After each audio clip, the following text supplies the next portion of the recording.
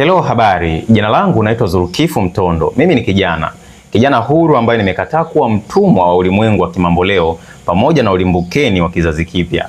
Asante kwa kweli ambao umekuwa ukinifuatilia na kuweza kujifunza mambo mbalimbali kuhusu maisha, mahusiano pamoja na mafanikio.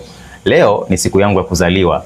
Tarehe 25 ya mwezi wa 5 ndipo ambapo shujaa wa kiume alizaliwa.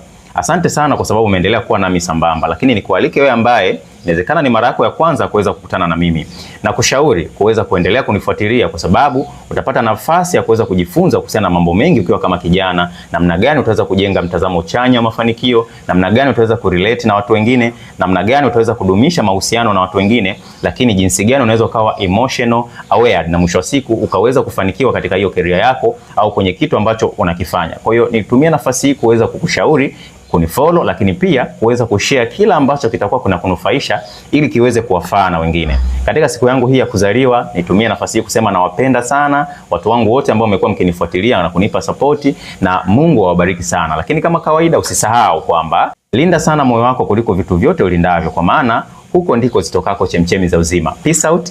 Karibu sana.